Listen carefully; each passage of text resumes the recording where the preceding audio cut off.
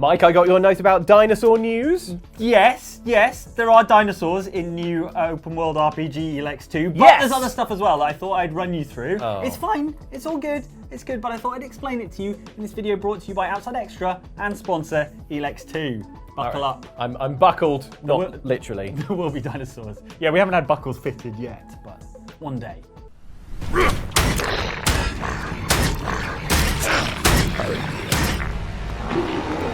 All right, so sauropods, theropods. Yes.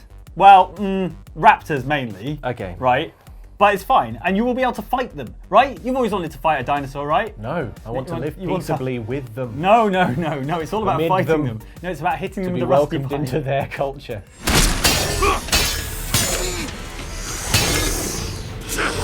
So, one of the things about Elex 2 is they remixed the combat. They don't like to describe it as Souls-like, and I'm not going to describe it as Souls-like, but let me tell you. But just end that sentence there. You lock onto creatures, and then you hit them with melee items. Okay, yeah.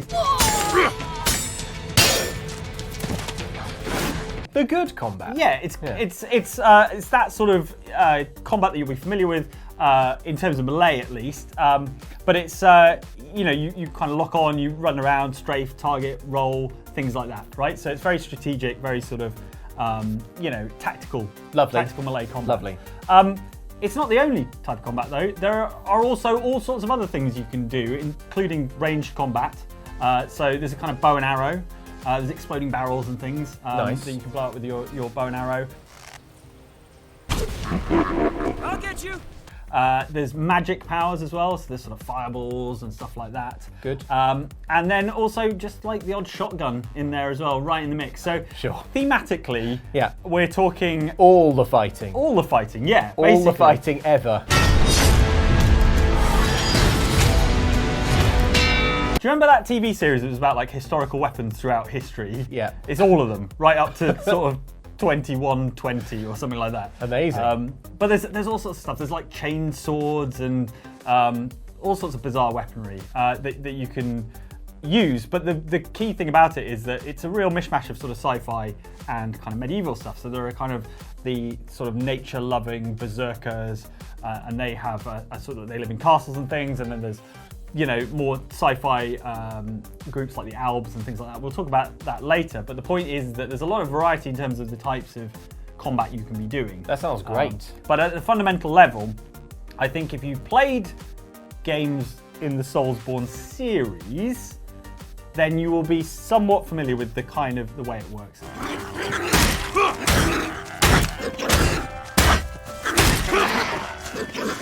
And yeah, there's a bunch of stuff you can hit, not just dinosaurs. There's bandits. There's big spiders. Fine. There's Good. even larger things, which we'll talk about later. Careful! Great. But yeah, as it stands, it's very sort of. I think you'll be very familiar with it if you've played that sort of game, and it's super intuitive and flexible, and you can do a lot of dodge rolling and things.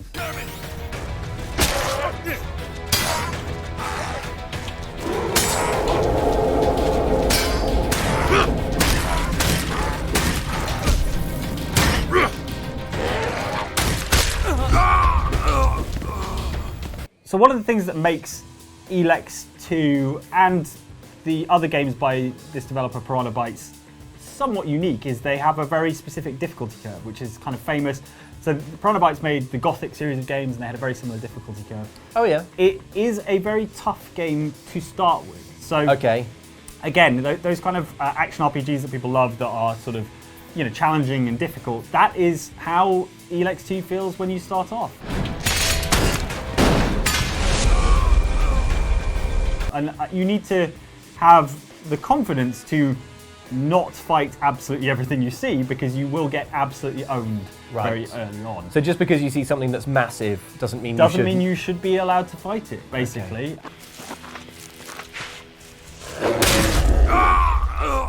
The bosses within the game are just kind of roaming around the world, which is really interesting because you can kind of see them and you can go and challenge them if you like. But if you feel like you're in a little over your head, you can just sort of bail out and run away and come back later on when you're stronger. Good. But the idea behind the difficulty curve and this is intentional, is that at the very beginning you feel like a total scrub. You know, you've got rubbish weapons, everything seems really hostile, really difficult to deal with. You'll get murdered by a giant spider, it doesn't even need to think about it.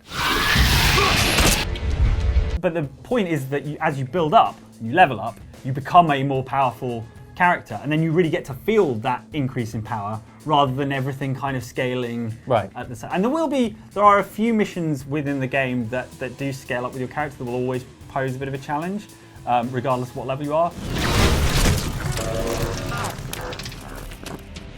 These robots are pretty tough. I'd like to shove them right down the cleric's throats.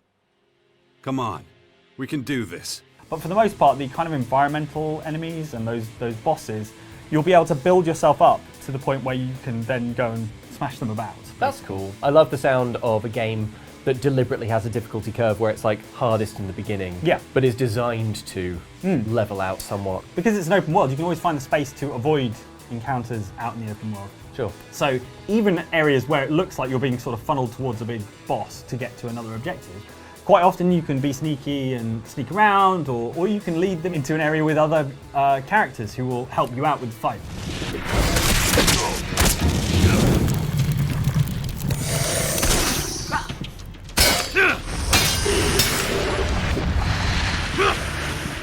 Nice. Right? And one of the key ways you can make the start of the game a bit easier, and I would absolutely recommend this, is when you find a friendly character who's prepared to join you for a bit, bring them along, because then you've got two people fighting. You can have an Npc Companion. The first one I think most people will meet is Kaya, who also happens to be your like ex-wife, mother of your child type person. Okay. Which leads to some awkward conversations about how best to raise your child. Sure. He's not safe there anymore. Oh yeah, much safer out here. I don't need a lecture from you. Mister, I like to disappear into my hut when things get difficult. But she is brilliantly capable in a combat situation. She can fire fireballs. And so if you have her along, you're likely to survive a little more frequently in those skirmishes than you would otherwise, basically. I hate this place. And a bit later on, there was a point where I met another character called Fox, who has a big axe. And so between the three of us, it was me, this guy Fox, and Kaya, and we were absolutely wrecking stuff.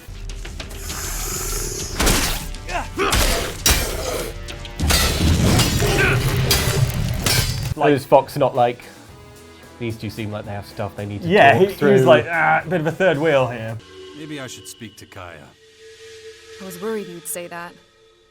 Hey, what do you know? She can talk. But no, he's pretty oblivious to everything. That guy. He's an acquired taste, Fox. I think probably he's. Okay. I think some people will get on with him, some people less so. Cool. First one to break a sweat owes the other a back rub.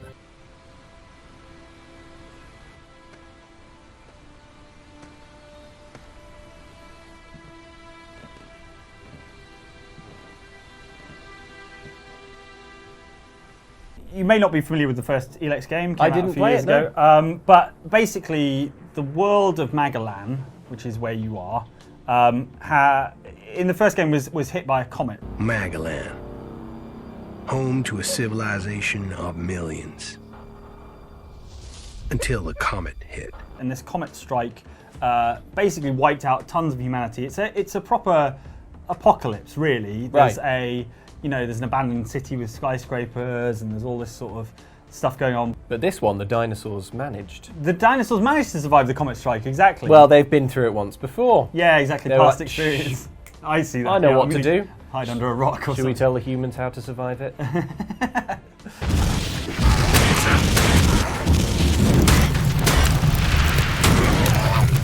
Some humans have survived.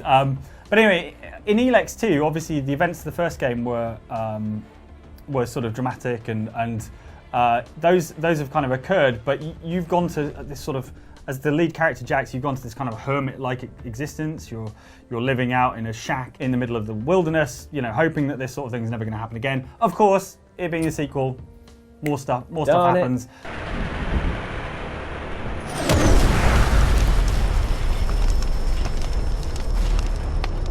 while humanity's still trying to rebuild society and things like that, you've got this new threat to deal with. A vague, unknown threat looming in the sky quickly became nothing but a small, daily nuisance to most. Until now. And yeah, so you played the same character you were previously. If people did play the original game, there are returning characters. I don't want to spoil any of them, but there are some fairly significant characters who you were maybe opposed to in the first game, who just sort of show up in the second one. You may end up having to work with them. But yeah, it's a sort of continuation. But what's quite cool is that the world has kind of developed too. So the map's roughly the same area as the first game, but there's a bunch of new stuff to do in it. But also the world has changed, so it's become more verdant and like a lot more of nature has returned and things like that. Right. So yeah, it's I think it'll be a treat for people who played the original, but it doesn't. You know, I didn't play the original extensively, so I think it's an easy enough jumping on point. If you don't need to have played the first one. I wouldn't say so. Cool. The sixth power will have to become the greatest human military force in history. Everyone's so busy fighting each other, they can't see who the real enemy is. Luke, there are a bunch of factions you can align yourself with in this game. Which is the good one? I like the Berserkers, right? So they're sort of, it doesn't sound like my sort of deal because they're very much like at one with nature and they eschew technology, so they'd probably throw my mobile phone in the sea. Do they know what Berserker means? No, they're apparently not, because they're the most reasonable and polite of the bunch, as far as I can tell. I'm a Berserker warlord now, and something of an oracle and leader to the people there. My word carries great weight with the other warlords, and they've entrusted me with the safety of Tavar. Okay. So your ex-wife Kaya is a sort of berserker. A berserker. So they're big into nature. They're big into sort of living at one with the planet and not overreaching themselves in terms of technology. With everything that's been happening, it's easy to forget how beautiful it is here. But they live in castles, which is a cool vibe. I want to see Kaya. All right then. Yeah? I live in a castle. Yeah, I mean, if you live in a castle, you can afford to be like one with nature. Yeah, you can. If you really are one with nature, leave your castle and let me go in your castle. You go in the woods. You sleep in the woods. Yeah, you sleep in the woods and let me sleep in your castle. You think I'm just standing here for my health? You know, I don't really... Don't interrupt me. Well, I'll let you explain that to them when you play the game, but... Portcullis down. But I like the Berserkers because they are the first sort of faction you meet within the game. Yeah. At least if you follow the route I was following, which is the main story route, as it happens. But yeah, they're sort of quite chill. They do seem well established within the sort of central part of the map, and a lot of the kind of culture, a lot of the friendly culture, seems to be aligned with the Berserkers, basically. Okay. If you want your daily rations for free, talk to Skinny outside if he's there. Counter to them are the sort of clerics and the albs, right? So these are the ones who are sort of far more focused on technology and, like, you know, fancy armor and powerful plasma weapons and things like that. So the albs are kind of an offshoot of the clerics. They're the faction that your character was aligned with in the first game, but now seems to have very little connection to them. But they're sort of the technological, you know, technology worshipping types. And then you've got the Morcons and the Outlaws, who are both sort of a bit more like chancers, basically. They're taking advantage of the apocalypse, trying to either make a quick buck or grab power. Ruining the apocalypse. Yeah, they're your sort of like classic Mad Max apocalyptic type looking people. Cool. They're real jerks, difficult to negotiate with. Can you play them off against each other? Like, can you make one faction hate another faction? Yeah, so the faction system is extensive enough that things like battles can happen or not happen, like based on how the relationships between these factions and who you're working with and who you're not working with. What's a Morcon doing in Berserker territory? I'm a merchant. Traveling one. So it has a fairly significant effect on the world and the story. That's one of the big objectives of the game, is that this world feels like it will change depending on your activities and your choices you make, and the factions are a big part of that. I need your help to save Magellan, to lead a resistance group. I call it the Sixth Power, a faction separate from all the others, focused on stopping this invasion. So one of the elements of the game is trying to unify many of these sort of competing and warring factions together as a way of standing united against this this sort of global threat. The Skyans, which are these sort of glowing purple, kind of bone-looking alien things that have come from the sky.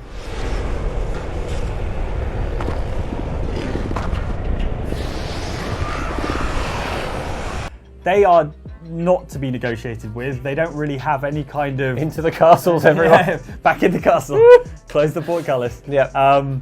They are, as far as I know, and I've not finished the game yet, but as far as I know, they cannot be negotiated with. They are just here to mess everyone up. How successful you'll be with that will depend on your sort of diplomacy, basically, and how. And it's all conversation based. You know, it's a conversation based RPG. So you'll have conversation options, and you'll be able to sweet talk people or slag them off or whatever. I sense that you're interested in this. Yeah, what the old man said was convincing. Sure. But I can't leave this place. The World Heart is of the highest priority. So yeah, deciding which faction aligns most with your goal for the planet, but also, like, you know, some of the clerics and albs have some pretty cool kit, you know, and it's only if you align yourself with those factions that you'll get sweet armor and the sweet weapons and all that kind of stuff. So you're going to have to be somewhat pragmatic, depending on the kit you want to use, and is also somewhat idealistic in terms of how you want to leave the world after you've finished the game. I want to leave it in cool kit. Yeah? Easy. Fair enough. Well, Luke will be joining the albs or the clerics then. I'm all right. Just got bitten by one of those damn creatures. Better get that looked at. Wow, I didn't think of that. Idiot. So in addition to the faction stuff, you also have a morality system. Okay. So in the previous game, there was a balance between sort of like passion and cold rationality, right? Those were the two balancing things. In this new game, it's a combination. It's destruction or creation, right? So that's because you're looking at taking care of the planet. Exactly, right. How, so you're trying to rebuild the world, and you know, the more you can do to kind of improve that world for humans, the more it will feed into your creation stat. The more you destroy things, wreck things, and are extremely rude to people, and you can be very, very rude to people in this game. It's brilliant. Some of the negative conversation options are like staggeringly rude, and I'm absolutely here for it. Just forget about that crap. Who the f even cares anyway? You can really go in hard. Roast people to their faces. So if that's how you like to play your open world RPGs, that is absolutely an option. But just be aware there will likely be consequences at the end of the game. Thief! We don't tolerate criminals here! Why are there always consequences? Maybe you'll be into those consequences. Maybe you'll, you know, disappear off in your cool gear. Leaving only destruction in your wake. Ride a dinosaur off into space. Have fun with your burning planet. You know where to find me. You know, you'd get around a lot faster with a jetpack. I have one left. Take it. Like I said, go to the Bastion when you're ready. We have a lot of work to do. And getting around this open world is pretty fun because you now have a small butt-mounted jetpack that allows you to boost around the place, right? So this is great for climbing up big cliffs, not dying when you fall down the big cliffs, escaping giant monsters that you've gotten into a fight with and you're in way over your head. Generally just larking about, basically. Here we go!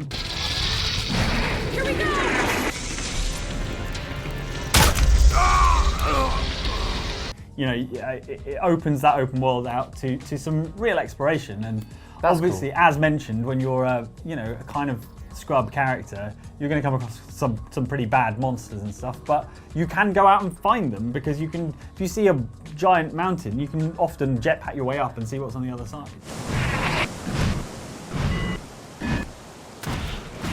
That's trippy. So yeah, and you know, this jetpack is upgradable, so you'll find little things like retro boosters, where if you run out of boost and you're about to fall down a giant hole, you can fit these emergency retro boosters that will stop you from... Oh, like anti-fall damage. Yeah, single-use anti-fall damage things. Clever. And eventually, rather than just sort of jetting around and hovering around, you can turn into a sort of proper Iron Man and fly horizontally around the world. But if Iron Man's thrusters were primarily butt-mounted. On his butt, yeah. A better Iron Man. I mean, it leaves you space on your back for your axe and your chainsword or whatever, your rusty pipe, and then all the jetpack is contained at the butt. And why make it larger if it only needs to be butt size? Well, exactly. So Iron Man can't use a rusty pipe because unfortunately his hands have his thrusters in them. Yeah, exactly. Whereas Jax in Elex, there's actually aerial combat and everything.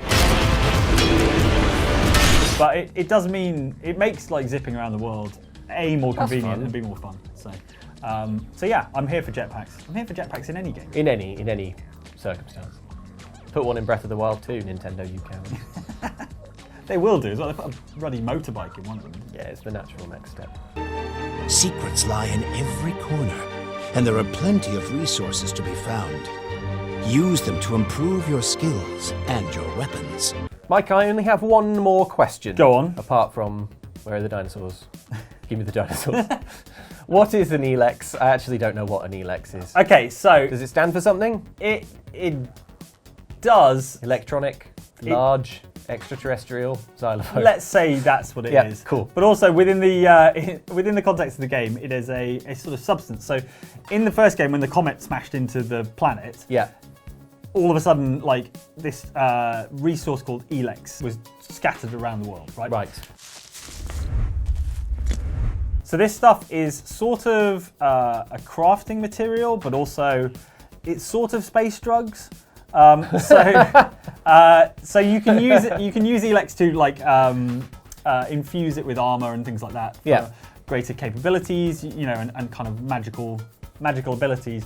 But it is also has an effect on the person using it. So a mellow effect? Yeah, you could call it mellow in that they become gradually more and more emotionless and rational, basically. Right, okay. Which I suppose is a chill way to be, because you don't get the highs and lows of emotion, but a lot of people say that's part of the rich tapestry of the human existence. I'm not going to tell you a damn thing. Oh yeah? So that's how it's going to be. I'll remember that. So some of the factions that have been maybe using or abusing Elex, they've been using it to its greatest potential in terms of weaponry and armor and things, but as a result they have become colder and more emotionless. Should have opened a window in the forge, taken on too many fumes. Yeah, exactly. The skyanids that bit you are highly enhanced with a purple substance not unlike our blue Elex.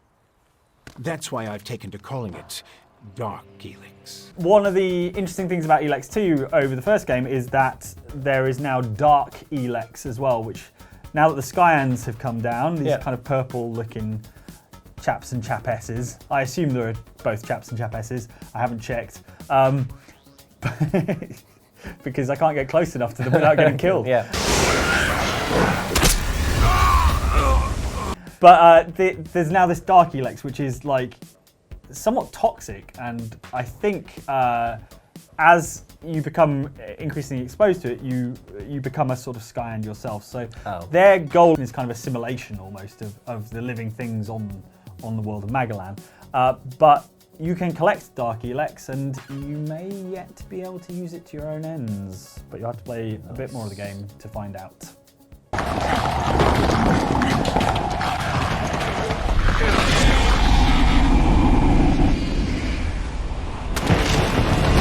I'll be honest, this chat was a little less dinosaur focused than I thought it was going to be.